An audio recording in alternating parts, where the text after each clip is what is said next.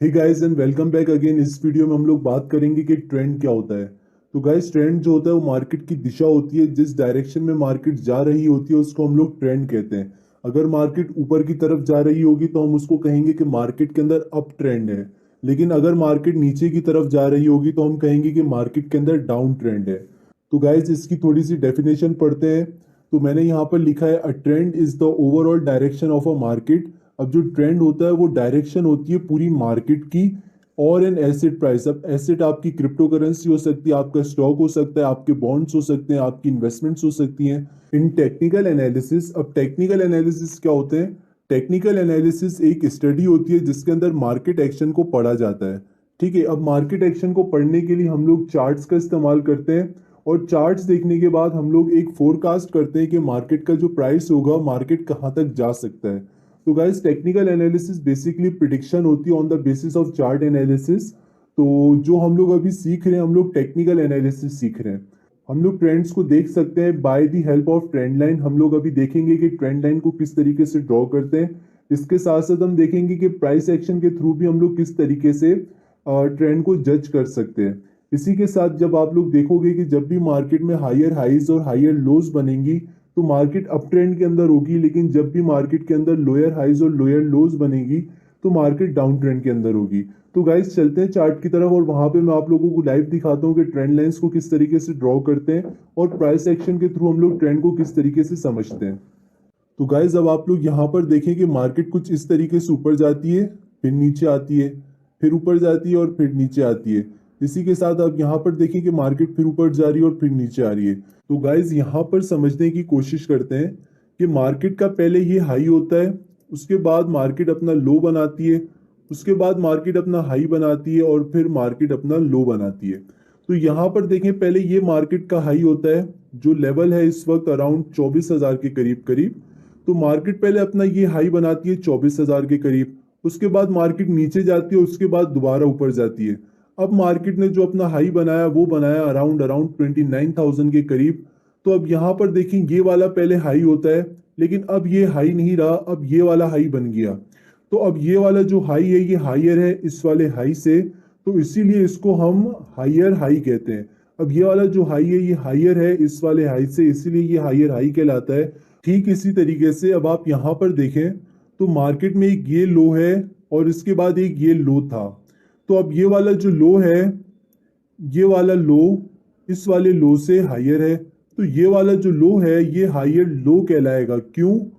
क्योंकि ये वाला जो लो है वो हायर है इस वाले लो से। तो गाइज, होपफुली आप लोगों को अंडरस्टैंड हो गया होगा। अब देखो, मैं एक बार फिर से ड्रॉ करता हूँ। यहाँ पे देखो, अब ये वाला जो हाई था और एक ये वाला लो था। तो अब ये जो बना ये हायर हाई बना और ये जो बना ये हायर लो बना। इसी की तरह यहाँ पर ये हायर हाई बना और इसके बाद ये जो लो बना ये हायर लो बना। अब ठीक इसी तरीके से अगर आप बिटकॉइन का चार्ट देखो तो मार्केट हायर हाई बनाती है, हायर लो बनाती है, हायर हाई बनाती है, हायर लो बनाती है, हायर हाई बनाती है, हायर लो बनाती है। इससे आप अंदाजा लगा सकते हो मार्केट इस वक्त अप ट्रेंड के अंदर है। सेम इसी तरीके से अगर हम बात करें डाउन ट्रेंड की, तो डाउन ट्रेंड के अंदर मार्केट जो है लोअर हाइज और लोअर लोज बनाती है। तो उसके लिए हम चलते हैं डाउन ट्रेंड के अंदर। तो यहां पर आप लोग देखो कि मार्केट जो है वो गिरती है, गिरने के बाद तो गाइज यहां पर आप लोग देखो ये मार्केट का डाउन ट्रेंड है। अब यहां पर मार्केट क्या करती है, मार्केट कुछ इस तरीके से मूव कर रही है, पहले नीचे जाती है, फिर ऊपर आती है, फिर नीचे जाती है, फिर ऊपर आती है, फिर नीचे जाती है, फिर ऊपर आती है। इस तरीके से मार्केट जा रही है। अब ये जो सिचुएशन है मार्केट की, इसको हम डाउन ट्रेंड कहते हैं। अप ट्रेंड में मार्केट कुछ इस तरीके से जाती है। ठीक है, ये अप ट्रेंड है मार्केट का और ये जो मैंने अभी बनाया है ये डाउन ट्रेंड है मार्केट का।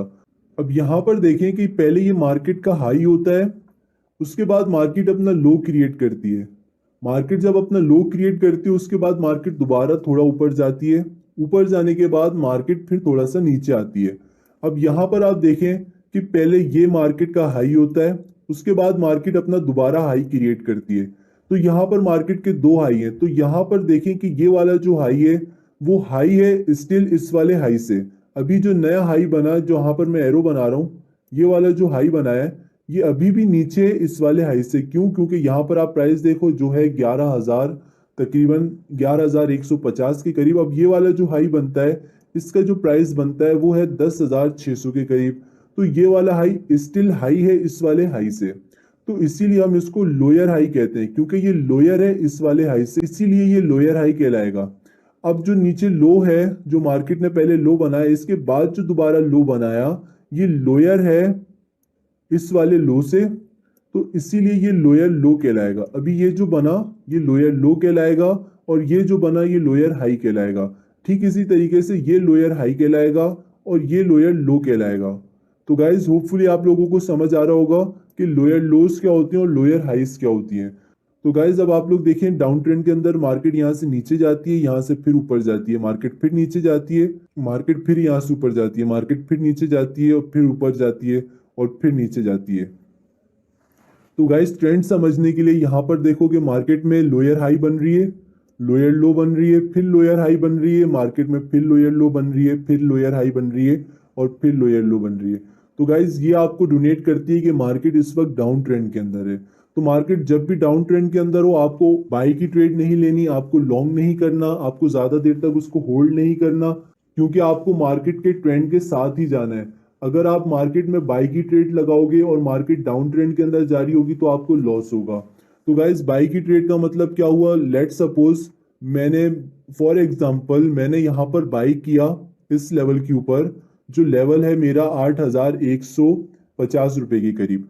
तो मैंने $8,150 के करीब यहाँ पर बाई किया, मैंने होल्ड किया, मैंने बोला कि अब शायद यहाँ से मार्केट ऊपर जा सकती है और मुझे प्रॉफिट हो सकता है। लेकिन क्योंकि मुझे टेक्निकल एनालिसिस के बारे में नहीं पता, मैं क्योंकि चार्ट रीडिंग नहीं करता, मैंने देखा मार्केट को coinmarketcap.com के ऊपर, और मैंने यहाँ पर देखा कि coinmarketcap.com के ऊपर जो प्राइस है वो ऑलरेडी 19 से 20% गिर चुका है।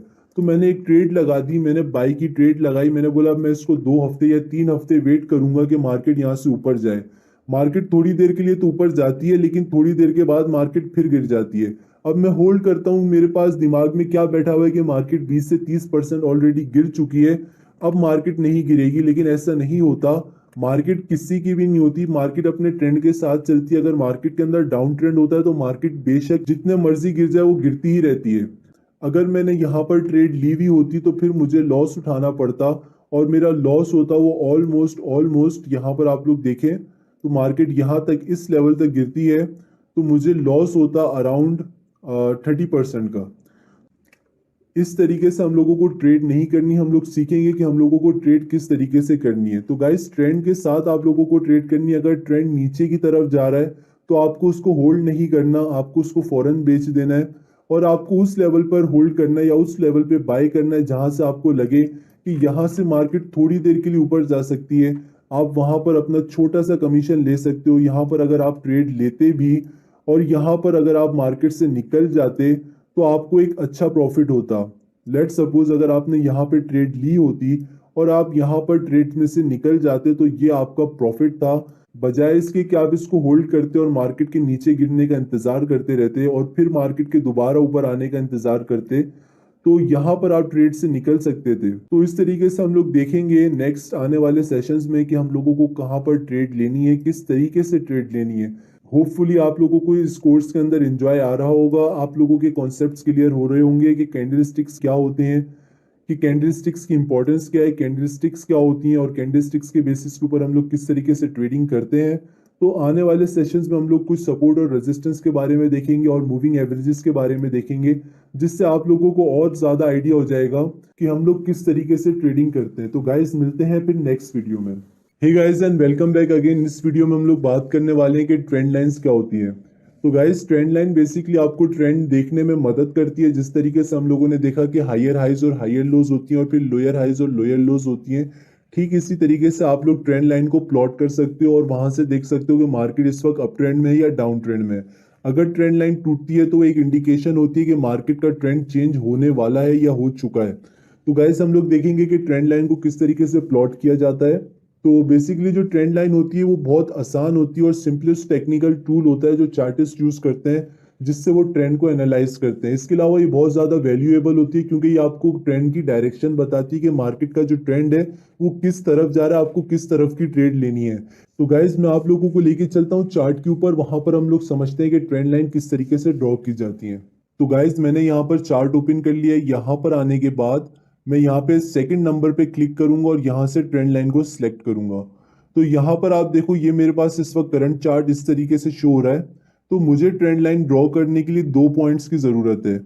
अगर मैं यहाँ पर ट्रेंड लाइन को ड्रॉ करता हूँ, मेरे पास एक यहाँ पर एक ये पॉइंट है और एक ये पॉइंट है, तो मुझे 2 पॉइंट्स की जरूरत है ट्रेंड लाइन को ड्रॉ करने के लिए। तो मैं यहाँ पर अगर ट्रेंड लाइन को ड्रॉ करूंगा तो कुछ इस तरीके से ड्रॉ होगी। तो मार्केट इस वक्त जो है वो ऊपर की डायरेक्शन में और मेरी जो ट्रेंड लाइन है वो कहीं और जा रही है।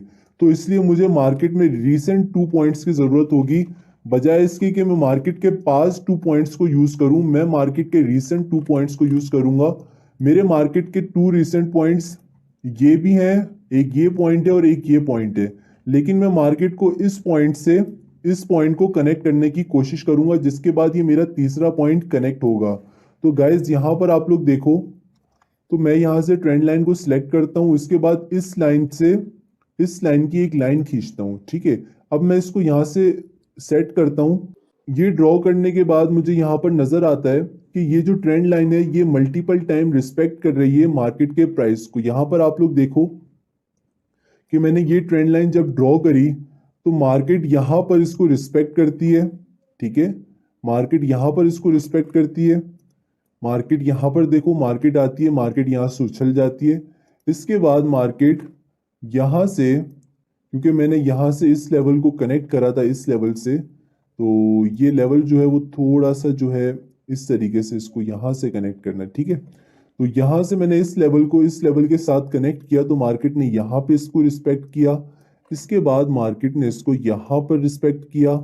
यहाँ पर रिस्पेक्ट करने के बाद मार्केट ने इसको यहाँ पर रिस्पेक्ट किया। रिस्पेक्ट करने का मतलब मार्केट ने इसको यहाँ पर टच किया। टच करने के बाद यहाँ से मार्केट उछली, ठीक है। रिस्पेक्ट का मतलब होता है एक तो टच करना, टच करने के बाद वहां से उछलना।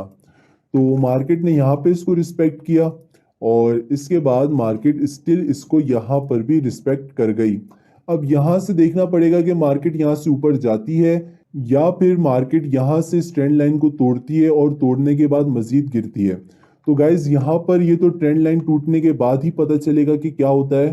तो ये मैंने एक ट्रेंड लाइन ड्रॉ करी और ट्रेंड लाइन जो मैंने ड्रॉ करी वो 4 घंटे के टाइम फ्रेम के ऊपर करी। अब 4 घंटे का टाइम फ्रेम बहुत इंपॉर्टेंट होता है एक इन्वेस्टर के लिए भी और एक ट्रेडर के लिए भी। तो गाइज इस वीडियो के अंदर हम लोगों ने देखा कि ट्रेंड लाइन किस तरीके से ड्रॉ करते हैं। नेक्स्ट वीडियो के अंदर हम लोग देखेंगे कि इंडिकेटर्स क्या होते हैं और इंडिकेटर्स का इस्तेमाल हम लोग किस तरीके से कर सकते हैं। Hey guys and welcome back again. इस वीडियो में हम लोग बात करेंगे कि इंडिकेटर्स क्या होते हैं। तो गाइज इंडिकेटर मार्केट की दिशा बताते हैं। जिस तरीके से आपको मार्केट का ट्रेंड मार्केट की दिशा बताता है, इसी तरीके से आपको इंडिकेटर्स भी मार्केट की दिशा बताते हैं। इसके साथ साथ आपको इंडिकेटर्स जो एंट्री और एग्जिट लेवल लेने में काफ़ी मदद करते हैं। तो गाइज जो भी एंट्रीज और जो भी एग्जिट लोग लेते हैं, या तो वो इंडिकेटर के बेसिस के ऊपर लेते हैं या वो लोग प्राइस एक्शन के बेसिस के ऊपर लेते हैं या फिर सपोर्ट और रेजिस्टेंस लेवल की बेसिस के ऊपर लेते हैं। तो गाइज यहाँ पर आप लोग देखो, अगर आपको इंडिकेटर्स को यूज करना है तो यहाँ पर आप देखोगे कि मेरे पास इंडिकेटर्स हैं मूविंग एवरेजेस के। तो यहाँ पर जो लाइंस है ये मूविंग एवरेजेस की लाइन है।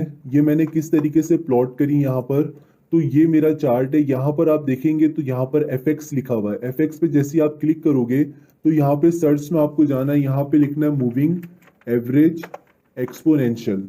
तो जैसे आप यहाँ पे ये लिखोगे तो आपके पास मूविंग एवरेज एक्सपोनेंशियल आ जाएगा। जब आप इस पे क्लिक करोगे तो आपके पास एक लाइन आपके चार्ट के ऊपर ड्रॉ होगी। आपको उस लाइन के ऊपर डबल क्लिक करना है। जैसे ही आप डबल क्लिक करोगे तो आपसे इनपुट मांगेगा, उसमें वैल्यू मांगेगा। तो मेरे पास 6 इंडिकेटर्स इस वक्त यूज हैं। तो उन सब के जो कलर्स हैं वो सबके डिफरेंट डिफरेंट हैं। तो यहाँ पर आप देखो डबल क्लिक करके, तो जो 8 दिन का EMA है उसका कलर ब्लू है, जो 13 दिन का EMA उसका पर्पल है, और जो 21 दिन का उसका ऑरेंज है, और जो 55 डे का है उसका येलो है, 100 डे की EMA का रेड है और 200 डे की EMA का व्हाइट है। तो गाइज इस तरीके से आप लोग अपने कलर सेट कर सकते हो। तो यहाँ पर अगर आप लोगों को 6 इंडिकेटर्स यूज करने हैं, इसके अलावा और दूसरे इंडिकेटर्स यूज करने हैं, तो फिर आप लोगों को ट्रेडिंग व्यू का प्रो अकाउंट लेना पड़ेगा, क्योंकि अगर आप लोग बेसिक वर्जन यूज कर रहे हो, फ्री वर्जन यूज कर रहे हो, तो उसके अंदर सिर्फ और सिर्फ 3 इंडिकेटर्स ही आप यूज कर सकते हो।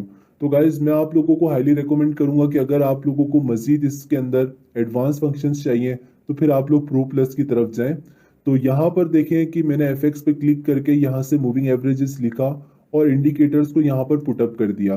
तो अब इंडिकेटर्स मुझे कितनी हेल्प करते हैं मार्केट के अंदर ट्रेडिंग करने के लिए, तो यहाँ पर आप देखेंगे कि जब जब मार्केट इस लेवल के ऊपर आती है तो मार्केट यहाँ से उछल जाती है। तो गाइज इंडिकेटर्स आपको बहुत हेल्प करते हैं मार्केट की दिशा बताने में। प्लस देखो मार्केट की दिशा मेरे को बता रही है, येलो ऊपर जा रही है, रेड ऊपर जा रही है, व्हाइट ऊपर जा रही है और मार्केट भी ऊपर जा रही है। तो यानी कि ये आपको मार्केट की एक तो दिशा भी बता रहे हैं, एक तो लेवल ऑफ एंट्री भी दे रहे हैं कि अगर मार्केट इस लेवल पर आती है तो मार्केट यहाँ से उछलती है। यहाँ पर देखो मार्केट यहाँ पर उछलती है, मार्केट यहाँ पर उछलती है, मार्केट यहाँ पे रिस्पेक्ट देती है। तो इसके अलावा भी आप डिफरेंट इंडिकेटर्स को यूज कर सकते हो। यहाँ पे जब आप क्लिक करोगे तो यहाँ पर आप जो भी इंडिकेटर का नाम लिखोगे वो इंडिकेटर आपके पास आ जाएगा। लेट सपोज मैं खाली ए लिखता हूँ, तो यहाँ पर आप लोग देखो मेरे पास ए के कितने सारे इंडिकेटर्स आ गए। तो मैं यहाँ पर जो मुझे दिल करेगा, जो मुझे अच्छा लगेगा, जो मेरी स्ट्रेटेजी के ऊपर वर्क करेगा, मैं यहाँ से वो सिलेक्ट कर सकता हूँ और उसको यूज कर सकता हूँ। तो ट्रेडिंग व्यू एक बेस्ट प्लेटफॉर्म है, तो मैं आप लोगों को हाईली रिकमेंड करूंगा कि आप ट्रेडिंग व्यू के ऊपर ही अकाउंट बनाओ और यहाँ पर ही चार्ट्स को देखा करो। और यहाँ पर काफी ज्यादा फ्री टूल्स हैं, आप इसका यूज कर सकते हो। यहाँ पर देखो ट्रेंड लाइंस के अंदर कितनी ज्यादा लाइंस हैं, कितनी ज्यादा आपके पास फंक्शंस हैं, कितने ज्यादा टूल्स हैं। इसके साथ यहाँ पर आप देखो आपके पास कितने एडवांस फंक्शंस हैं जिसका आप यूज कर सकते हो। तो गाइज ये इंडिकेटर्स होते हैं। इंडिकेटर्स आपको एक तो मार्केट की दिशा बताते हैं, प्लस आपको एंट्री लेने में और एग्जिट लेने में मदद करते हैं।